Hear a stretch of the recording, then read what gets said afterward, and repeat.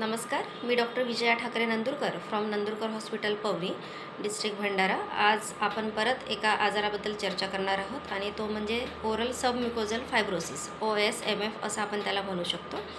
तर हा आजार काय आहे, याचे काय लक्षणं असतात, हा कशामुळे होतो आणि याच्यावर आपण काय ट्रीटमेंट घेतली पाहिजे, याच्यावर आज आपण चर्चा करणार आहोत। ओरल सबम्युकोजल फायब्रोसिस म्हणजे तोंडामधील जे म्युकस असतं, आतमधलं म्युकस मेम्ब्रेन आहे किंवा आतमधल्या ज्या मांसपेशी आहे त्याचं फायब्रोसिस होतं। फायब्रोसिस होणं म्हणजे तुम्हाला तिथे कठोरपणा किंवा कडकपणा तिथे तयार होतो। तर याचे काय लक्षणं असतात आणि याचे काय कारणं असतात। तर जेव्हा तुम्हाला ओरल सबम्युकोजल फायब्रोसिस हा आजार होतो किंवा तुम्ही याला फेस करता, तर त्याचे प्रमुख जे लक्षणं असतात बघा, तर तुम्हाला गालाच्या आतमधला भाग, तुमच्या ओठाच्या आतमधला भाग तिथे खूप कठोरपणा वाटेल किंवा तुम्हाला तिथे खूप हार्डनेस वाटेल किंवा जसं आपलं जे मांस असतं बघा, ते एकदम लवचिक इलास्टिकसारखं असते। आपण जेव्हा खातो, पाणी पितो, तर हे गालाच्या ज्या मसल्स असतात ह्या एकदम इलास्टिक असतात, परंतु जसं जसं हळूहळू फायब्रोसिस होत जाते तर तिथे इलास्टिसिटी त्याची कमी होऊन तिथे प्लास्टिसिटी तयार होते, म्हणजे कडक कडक तिथे तयार होतं। तुम्हाला खूप तिथे टेन्शन आणि तणाव वाटतो, जीभ बाहेर काढताना त्रास होते, तोंड उघडताना सुद्धा पुष्कळ जणांना त्रास होतो की पूर्णपणे तोंड उघडत नाही, जेवण करताना खूप तिखट तुम्हाला लागणार, तुम्ही कडक वस्तू खाऊ शकणार नाही किंवा काही खाताना पूर्ण तोंडामध्ये ते रुतणार आणि आतमधलं जेवढं पण मांस असते बघा, ते आपलं नॉर्मली गुलाबी लालसर हे असते। तर फायब्रोसिसमध्ये ते पूर्ण व्हाईट होऊन जाते, पांढरं पडते किंवा मग ते हिरवट निळसर दिसायला लागते। पुष्कळ वेळा काय होतं की जे आतमधल्या नर्व्ज असतात, सुपरफिशियल नर्व्ज, त्यासुद्धा ओपन व्हायला लागतात त्या हळूहळू फायब्रोसिसमुळे। तर त्याच्यामुळे तुमचं आतमधली पूर्ण सेन्सिटिव्हिटी खूप वाढलेली असते, त्याच्यामुळे तुम्हाला खूप तिखट लागते, तोंड उघडायला त्रास होतो, खूप आग होते, वारंवार तोंडाला फोडे येणं अशी पेशंटची कंप्लेंट असते की आमच्या तोंडामध्ये नेहमी फोडे येतात। तर याचं प्रमुख कारणं काय आहेत, तर बघा, फायब्रोसिसचं मुख्य कारण आहे जर तुम्हाला काही ॲडिक्शन असेल, जसं खर्रा आहे, तंबाखू आहे, पान मसाला आहे, गुटखा तुम्ही खात असाल, सुपारी तुम्ही कंटिन्यू तोंडात ठेवत असाल, स्मोकिंगचं जर तुम्हाला ॲडिक्शन असेल किंवा व्हिटॅमिन्सच्या कमीमुळे सुद्धा, मिनरल्सच्या कमीमुळे सुद्धा होतं आणि जेनेटिकही, म्हणजे कधी कधी अनुवांशिकता आहे, परंतु व्हिटॅमिन्सच्या कमीने आणि जेनेटिक जो विषय आहे हे खूप कमी प्रमाणात, म्हणजे जवळपास 3 ते 5%मध्येच हे कारणं बघायला मिळतात, परंतु 90 to 95% मुख्य कारण याचं खर्रा, तंबाखू, गुटखा, पान मसाला, सुपारी आणि स्मोकिंग हे त्याचे मुख्य कारणं आहेत।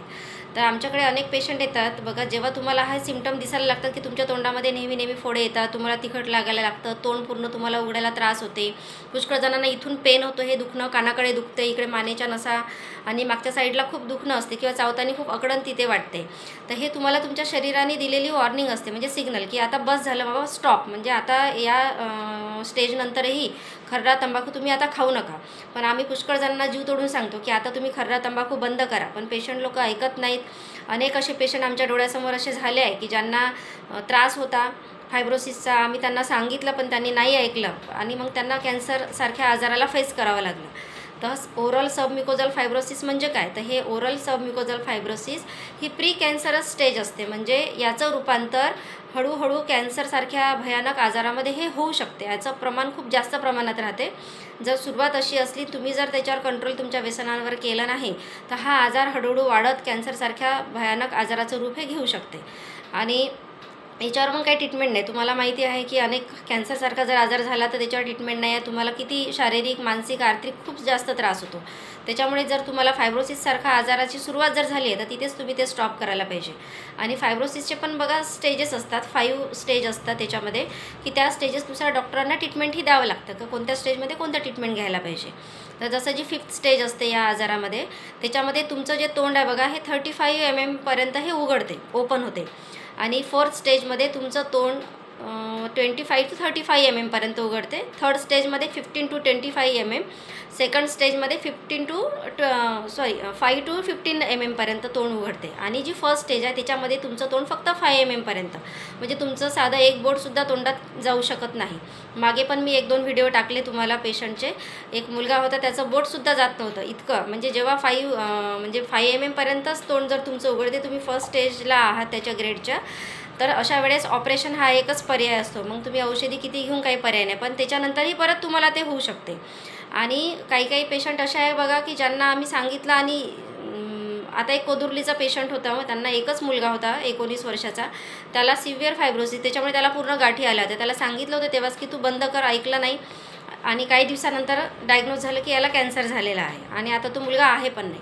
तर अशा भरपूर पेशंट आमच्यासमोर येतात. मागे एक चिमूर तालुक्यातली पेशंट होती मुलगी, जी कॉलेज गोईंग गर्ल आहे, पण मैत्रिणींच्या सोबतीमुळे म्हणजे तिच्या मैत्रिणीसुद्धा खर्रा खायच्या. म्हणजे कॉलेजमध्ये जाणाऱ्या शिकणाऱ्या मुलींनासुद्धा हे ॲडिक्शन झालेलं आहे. घरोघरी आपल्याला ते बघायला मिळते.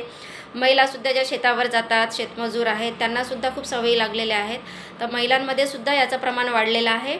आणि स्पेशली आपला नागपूर, भंडारा, गोंदिया, चंद्रपूर, गडचिरोली या जिल्ह्यांमध्ये म्हणजे या पूर्व विदर्भामध्ये सगळ्यात जास्त प्रमाणामध्ये आपल्याला हे सबम्युकोजल फायब्रोसिसचे पेशंट बघायला मिळतात. आणि याचंच रूपांतर हळूहळू कॅन्सरमध्ये होते आणि त्याच्यामुळे हे रुग्ण आपल्याला जास्त प्रमाणामध्ये या भागामध्ये आपल्याला बघायला मिळतात. म्हणून जर तुम्हाला अशी कुठल्या लक्षणं दिसत असतील किंवा असं आढळलं की मला त्रास होत आहे, तोंड उघडायला त्रास होत आहे, तुमचे गालं आतमध्ये बसत आहेत किंवा तुम्हाला जेवताना तिखट लागत आहे, वारंवार तोंडाला फोडे येत आहे, तर तुम्ही ताबडतोब तुम्हाला खर्रा, तंबाखू, सुपारी, पान मसाला, गुटखा असं कुठलं व्यसन असेल ते तुरंतमध्ये आपण स्टॉप करायला पाहिजे. आणि मल्टीव्हिटॅमिन, मल्टीमिनरल ह्या मेडिसिन तर डॉक्टर्स देतात, त्याच्याशिवाय दुसरं ट्रीटमेंट असं त्याच्यावर परफेक्ट काही नाही आहे.